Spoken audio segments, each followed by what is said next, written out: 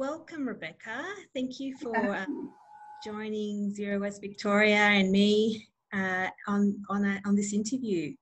No problem. Thanks for asking me to be part of it. No, it's an absolute pleasure. And yes, but our Facebook community for Zero Waste Victoria is very much interested in what REDcycle does. And I know that many people, it's definitely still part of their regular practice, even though we, promote a lot about the other R's in reducing and, avoidance. REDcycle still a real part of a lot of what people in our community do, and they have a lot of questions. So yeah, it's going to be great to talk, to find out more. More than happy to share as much knowledge as I can. Awesome. Okay, so Rebecca, you're the marketing and promotions manager for REDcycle. Correct. Yeah, that's right. Yeah, marketing communications manager for the company. So I joined 3 years ago now. And yeah, I feel like I've come full circle because I started out in high school organising Clean Up Australia Days and environmental awareness concerts and stuff, and went through a life working in universities in marketing and managing open days and stuff, and then have come back to where I started, really. Right. I actually love. Yes. Oh, fantastic. Yeah. So yeah, I guess you've seen the fluctations and all of the different changes in recycling too, like at a bigger level. Yeah. And I guess when we get into the interview, there's a lot of questions, I suppose, around the current, state of affairs for, I guess REDcycle and what's happening with that, because people want to know, I guess, where recycling is at, because it's still a big part of what people do. Yeah. But yeah, so I guess to begin that, can you tell us a little bit more about REDcycle and how you're funded? So REDcycle, I love telling the story about how REDcycle began because it's just a very inspiring little story.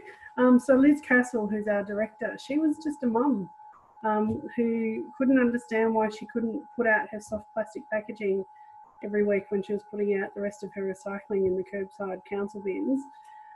So she started to think about this a bit more, and then started a little program at her son's school. That's where it started.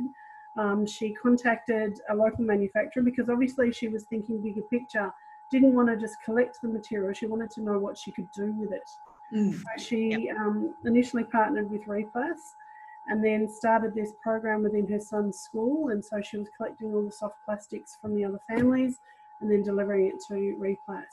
She then was able to get some Sustainability Victoria funding, and then that program extended to a number of other schools across Victoria, and she partnered by this point with and about having collection points at some of their supermarkets just to trial it because it was becoming quite popular, and she wanted to be able to make the program more accessible to more people, not just people within the school system. So that's how it was born. And then it's, the last couple of years we've obviously expanded to every Coles and every Woolworths store across the nation, which is huge. When you think about, this was a mum who started doing this stuff from her living room, and to this day we'll still go out and do some of the pickups, drive the trucks and go and do some of the pickups. So it's a really passionate, lovely story. And effectively what's happened now in terms of so the Sustainability Victoria funding ran out, obviously, because it was just for a particular project, and we had to pull the program out of schools because it is now in every Coles and Woolworths, so it is accessible to more people that way. Effectively, it's a product stewardship program that's supported by the brands and the supermarkets by them taking responsibility for the end life of the packaging that they produce. So that's how the program works. Yeah. Well, that's wonderful. I mean, that's like, basically you're the example of a circular economy in action. Yeah, absolutely. Yeah. And we'll talk more about that hopefully, because that's part of all of this. So yeah, great. Yeah. Glad you definitely. And it's a very it's a very popular topic. It's very much on everyone's mind. So I guess, could you say a little bit more about the kinds of soft plastics that can be recycled at REDcycle? Can they all be recycled, or does packaging have a particular symbol that says that indicates to people that that's what can be recycled as a soft plastic? Okay, so this can be a confusing thing for people, obviously. So initially, I think people, in terms of wanting to know what can be recycled, they're best to look at our website. We have a full list of the types of things that can or cannot be recycled. It's not all plastics. And we need to be very clear about that. In terms of symbols, this is where it gets confusing. So there's the old coding system, which was the little recycling with a number in it, and people tended to think, oh, if it's got this number or that number, it's, you know, it must be one thing or the other. And it's a really confusing old system. I won't get into the nitty-gritty of it, but that's not a reliable way of determining whether something can be recycled, because something with a 4, for example, could be a hard plastic or a foam, or it could be a soft plastic that we can take. So just because it's got a 4 doesn't mean that we can take it. So we often get questions around that old coding system. The good news is that there's a whole new system that's been introduced in Australia called the Australian Recycling Label, or the ARL. If your community wants to look that up, Google that. And that's, a lot of you may have started seeing it on some packaging. So it's the little boxes, and it may say box recycled, or lid bin, or it's those little symbols. If packaging has got those symbols, it means that it has gone through an assessment process by the Australian Packaging Covenant Organisation, or APCO for short, in Australia, and they have determined through their assessment what recycling stream or not that packaging can go through, or whether it needs to go into a bin. So people need to trust that particular labelling. It is new. It is slowly being rolled out. Understanding that, you know, a lot of brands, for example, may have a lot of surplus product on supermarket shelves at the moment, which they need to get through before they're then able to reprint all their packaging with all the new labelling on it. So just because something doesn't presently have that labelling on it doesn't mean that it's not able to be recycled. It just means they haven't got to that relabelling and repackaging process yet, if that makes sense. Yeah, no, that makes sense. Yeah, cool. So if people are interested, they can look up the Australian Recycling Label, the new one, which I've mentioned. Planet Ark have got information about it on their website. It's actually just won an international award for being a leader in the world for the type of labelling system, which is fantastic. That's a really new announcement. And so what happens now through that particular, whereas soft plastics are concerned, is that when people are going through that process with APCO, if they want to be able to say that the soft plastic packaging can be returned to store, or REDcycled, then they need to become members of ours. So that means we know that they've been assessed properly, and then they can say, yes, our packaging can be recycled. Oh, I see. Okay. Well, that's very encouraging, and it's great that it might, you know, appear in maybe across a lot of products that are found in supermarkets. The majority of them, is that the idea? So the driving force behind that, I should also mention, is that the Australian government, I don't know how many people in your community are aware of this, but the Australian government have introduced a new packaging guidelines that by 2025, all packaging in Australia needs to be recyclable, reusable, or biodegradable, degradable, or compostable. So that's why this new system was introduced, because it was a way of forcing packaging manufacturers here in Australia to rethink the packaging that they're using and reevaluate, and then start to roll out new types of packaging that fit into those categories. And then are assessing it to make sure that they fit one of those 3 things. So yeah, that's where it's come from. All right, okay, and we'll definitely we'll post a link to the Australian Recycling Labelling and Planet Ark, so people can go and check that out, because I think that's really important to get a sense of what that it's the bigger picture, isn't it, of where REDcycle fits in, and it's also driven by legislation. Yeah. Correct. Yeah. I think it'd be encouraging for a lot of people to be aware that this is a government initiative, like it's been a government push. So there's, you know, there's some faith that the powers that be are actually, you know, on top of this and reevaluating where we're going in this country with recycling and packaging and all that kind of stuff. Yeah, yeah, that's really promising. It's really great. Okay, so would you be able to provide a bit of a summary about the process, just a brief summary of the process that REDcycle does to collect and then get things consumers recycled? drop the stuff off in the bins within the Coles and Woolworths supermarkets. It is then taken to a collection point at the back of the store, so that we don't actually collect it from the bins. It's by the staff who take it back. And obviously there's got to be some level of sorting that they do initially, because people in some areas are more prone to use those bins for just general waste, and so that type of contamination is an issue. So the staff do their best. If there's too much contamination in there, then obviously that bag has been contaminated. Say, for example, somebody throws in a coffee cup and it's still got coffee through it, and that spills through the whole bag. That then has the potential of creating moisture and mould within the whole bag. So that whole bag then needs to be gotten rid of, taken to landfill.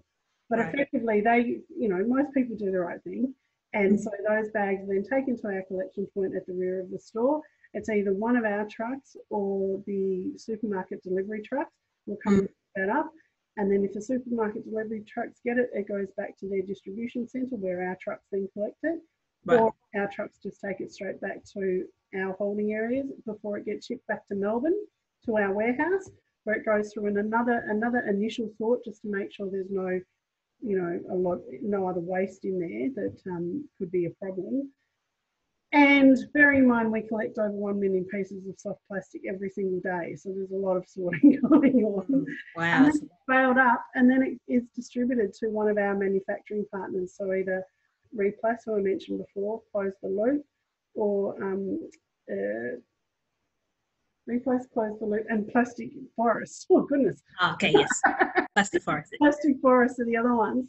Yeah. And so also the collections can happen anywhere from once a fortnight to maybe 3 times a week, depending on the need of that particular store. So if it's a high turnover store, or if it's a small country town, obviously they don't need, you know, that particular store may not need as much, as many pickup collections. So yeah, that's how often we do collect.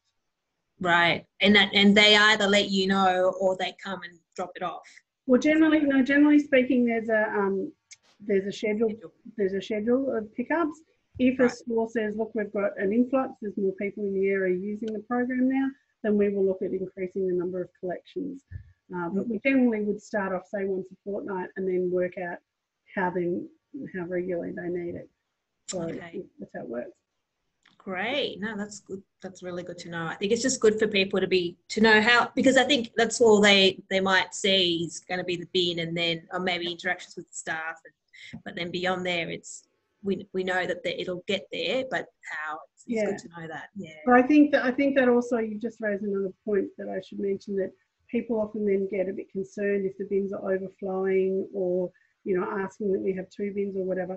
It's not necessarily that there needs to be 2 bins, just bearing in mind that because it's the supermarket staff who empty them, they may be particularly busy. And one of those points is, you know, during COVID, they've had other shelf stocking going on, they've had other concerns, so they may not have emptied the bins as often as they needed to. But if they are full, people can just take the soft plastics to the staff at the service desk, and they are to then take them out to our collection point at the rear of the store. And it's often just a gentle little reminder to the staff, oh yeah, the bin needs emptying, because they split their mind for whatever reason for that day. But just, it'd be nice to the supermarket staff. Absolutely, yes. Yes, they've had to do with a lot of requests, so a lot of things. So yeah, be nice to them about that. That's the number one rule, be nice. Absolutely, yeah, no. And that helps too, the program continue, because, you know, obviously they want, the supermarkets want to see that they're doing the right thing by the customers. I guess they're providing that service and they're taking responsibility. So it's important for that, for other customers or visitors to, you know, be respectful. Yeah, for sure. Yeah. Okay. And I guess on the point, like you were saying before, sometimes, you know, it happens that there's, you know, spillage because there's a cup that, you know, a coffee cup that got in there. Is there anything that people can do to make sure that their soft plastics that they're donating to maximise the you know that they will be recycled or, you know, sorted and recycled? Yeah, so I think the main things is we don't expect people to wash the soft plastics, but if people feel a need to, and some people feel like they want to, and that's fine, we just don't like actively encouraging more water usage and stuff. And we need to ensure that the soft plastics are 100% dry. So even if it was wet from something else that's been in it, just let it dry out for a couple of days before you put it in the bag to take to the supermarket. If there's been sticky cheeses, that kind of stuff, just ensuring that you either wipe those off or you wash that off, because that can obviously become mouldy and create an issue. Ensuring that, you know, if you do happen to see people walking past and throwing in a coffee cup or something like that, just gently and politely reminding people that it's not a rubbish bin. You know, and I've done this myself. Sometimes the bins have been turned so that the signage on the front of the bin has been turned to the back. So I just remind the service desk staff if they could make sure that the signage is facing the front so that everybody knows that it's a REDcycle bin. If there's a lot of crumbs in a chip packet, just shake that out. Just making sure that you get rid of, so just shaking stuff, wiping stuff. The yogurt pouches, for example, they're one of the things that we can recycle. People get confused about the lids. You don't need to wash them. Just squeeze as much out as you possibly can and actually put the lid back on. That prevents any spillage, and which means that it's not going to contaminate anything else. And those small plastic lids, we don't get enough of them to create an issue with our processing. Having said that, we don't want people to start using our bins to get rid of lids, because that's not what we recycle. It's just those particular lids for those the yogurt pouch. The yogurt pack. Okay. So much of an issue. Yeah. So little things like that. Just being aware that there's nothing that's going to spill. There's nothing that's going to go really mouldy. And shaking out as much dirt. Say if it's a potting mix bag, for example, just shaking out as much dirt and making sure that it's 100% dry. They're the main things that people can do when preparing their own soft plastics to take to the market. And otherwise they can check out your website for, you know, specific things and all of that, like the types of soft plastics. Correct. And or email us. I spend nearly all day every day responding to people's questions, so we're happy for people to email us, but it is best to check the website and our frequently asked questions first, and then if they can't get an answer there, I'm more than happy to respond to people's questions. Right. Excellent. Okay. All right. So now that all the supermarkets are collecting, are you finding that there is an oversupply? And what do you do if there is? Yeah, so presently it's not an issue, obviously, because everybody's really been in hibernation. So there's been a bit of reluctance for people to go and take it in. It's not so much, we don't have an issue with oversupply, because the way that we manage the promotion of, which I can talk about later, the program means that at the moment there's just a steady stream, and our 3 onshore Australian manufacturers are getting enough material to go through. And if for some reason that they don't need anything immediately from us, we can hold it for a little while for them.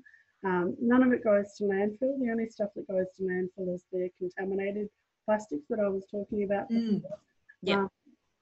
But yeah, we certainly hold on to it if they don't need it immediately.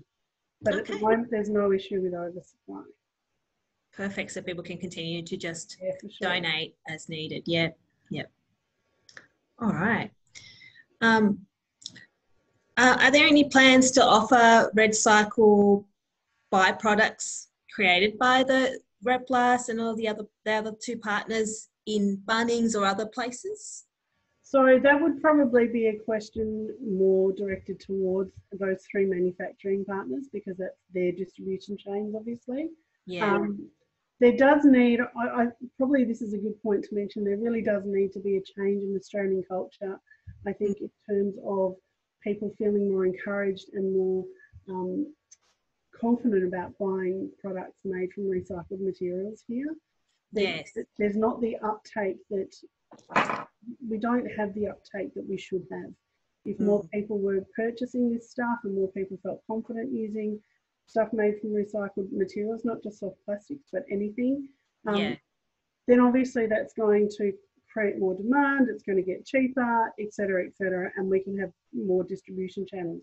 At this point in time, there's not that level of demand, which we are trying to promote. We're certainly promoting the products made from our partners that the public can buy, because a lot of people are concerned that it's only they only produce stuff for commercial uses, and that's not the case. So on our Facebook page recently, I've been doing a whole lot of posts about the types of products that people can purchase, and our LinkedIn page on Monday, I'm actually going to just put up a whole list of all the stuff that people can look into, and then links to their various web pages. And the thing that people have got to remember is people are a bit nervous about buying stuff made of the soft plastics. It's more durable, it's longer lasting, it never splinters, it's never going to require painting, so it's longer lasting. So if you buy a wood alternative, so we're talking about a park bench, if you buy an alternative made from virgin materials, that's going to splinter, it may rot, it's going to require repainting, it's not going to be as sturdy, and if something happens to it, it ends up on the junk pile. Whereas if something, for some reason, somebody rams into one of our benches or one of the other products made, it can actually be returned to the manufacturer and recycled again. So that's the benefit of using this material. A lot of people also show concern about the materials breaking down, because they, you know, they've got a thing about that if plastics are left out in the sun, they tend to deteriorate. There's a stabilizer added to the mix for all of these products, so it doesn't break down, it doesn't leach. You know, there's concern about, some people have questioned us about when it's going into road base, so that's what closed the loop of creating this material that then becomes part of a new road base that Downer creates. So instead of using asphalt, it's a mix of soft plastics, glass and toner, old toner from printer cartridges. Oh, wow, okay. And it doesn't break down in the same way, and it's not using the same level of petrochemicals and what have you that traditional asphalt has, which can actually be more harmful. So people just need to have a little bit more confidence, do a bit more research about the materials, and then really actively, and this, you know, for all of your community, start looking at the products, start encouraging people to buy them, start encouraging your local schools and councils to purchase this material to create the demand. That's what we really need to happen at the moment, because I think a lot of people feel like, I've put my soft plastics in the bin, I've done my bit, I've done the recycling. It doesn't end there, and this is what you talked about before, this is the circular economy.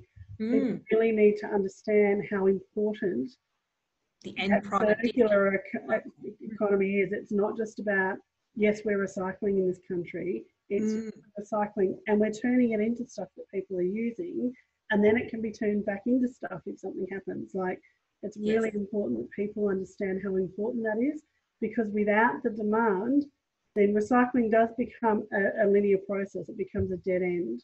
And so people do drop their stuff off, and then if nobody's making products out of it or it's not getting used, yes, it will go to landfill.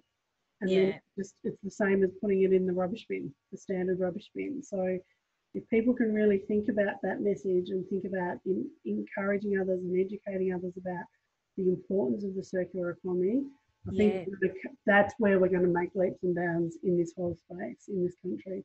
And then think about the extra jobs that can create in this country too.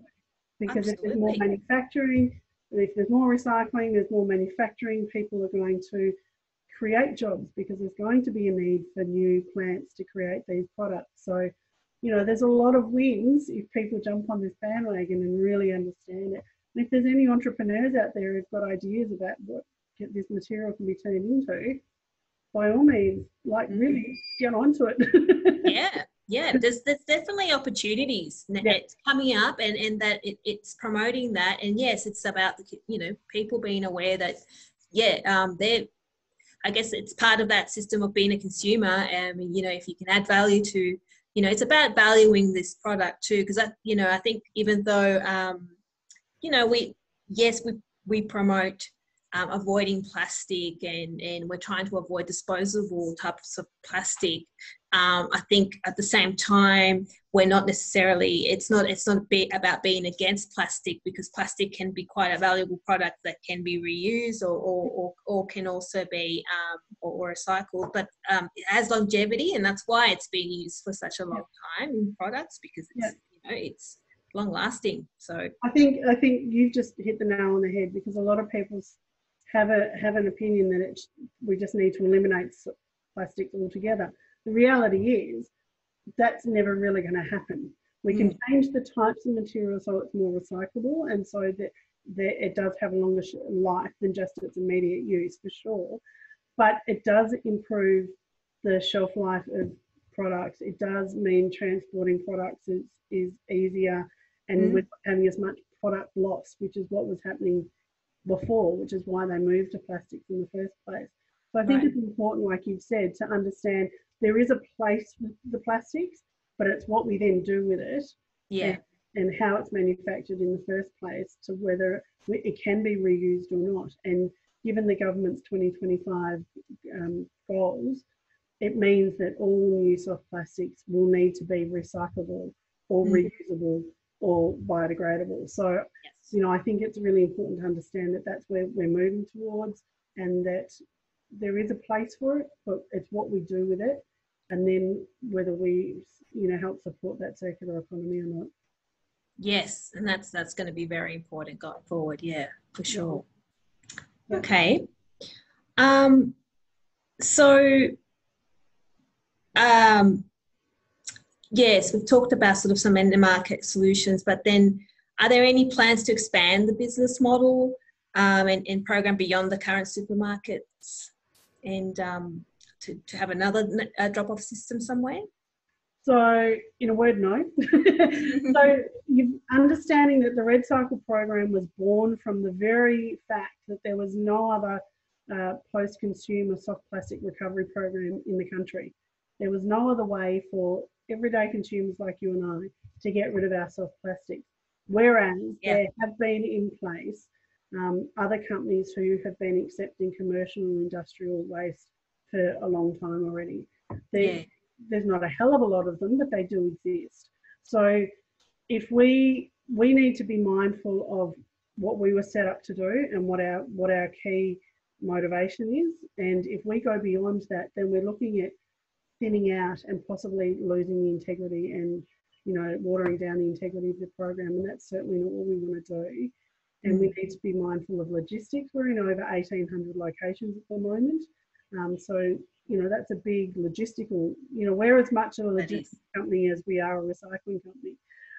And so being mindful of that, we are also very conscious that there are a lot of people in more regional parts of Australia who feel that they don't have ready access to the REDcycle program, and we're conscious of that. At the moment, we reach about 85% of the country fairly easily. Right. So keeping that in mind, we will be looking to expand to other supermarket chains, perhaps next year. There was plans to do it this year, but obviously this year's kind of gone to hell in the high water, hasn't it? Yeah, that's right. A lot of things have been written off. Right, 2020 off. And so possibly next year, looking at other supermarket chains. That would be done at a company level, not at an individual supermarket level. So negotiations because obviously you've got to look at logistics and stuff. So that is about making the program more accessible to more consumers. But we don't have any plans to move into the commercial space because that's already occupied. We're the only post-consumer soft plastic recovery program in Australia, and we want to make sure that what we do, we maintain that level of integrity that we have. That's really important to us. We don't want to water it down. We don't want to lose people's confidence in what we do. Yeah, so that's why we're going to stick with what we do. Yes, people who can do the other bits. Yeah, fair enough. And keeping it that discreet and clear, makes sense to be able to just, you know, maintain the integrity. Yeah. If there are any people who are listening or watching who do have businesses or commercial enterprises who are interested in finding out where they can look at recycling their commercial soft plastics. We often refer people to the business recycling website and Recycling Near You, and then they can look up commercial enterprises who then will take their commercial soft plastics. So it's business recycling and Recycling Near You that they just need to Google. Okay. Yep. And we'll see if we can provide links there to that too. But otherwise, yeah, Googling. It sounds like there's other options too that people can look into. So yeah, great. Okay. So, are there any plans for Woolies or your commercial partners to promote the scheme more broadly via TV and internet ads? So no. So we don't actually do any paid or additional promotion whatsoever, specifically because we are a really small organisation. I know we're nationwide, but we are literally a handful of people operating the whole thing across the country. So, and we've got a very large reach and task at hand. So like I was saying, we need to make sure that we maintain the integrity of the program. So with all the expansion of the program to all Coles and Woolworths across the country, we just need to carefully manage the ever-increasing volumes. You talked before about whether there's oversupply. If we do a lot more promotion at this point in time, that will become a problem. But at the moment, we rely on, our word of mouth, our social media channels, Coles and Woolworths, our brand partners all promote it through their various channels. With the new ARL, obviously, that's our logo is going on more and more products, so people are becoming more and more aware of the program that way. The War on Waste program, for example, we do heaps of radio interviews. We're on council websites, so there are a lot of people and places promoting what we do.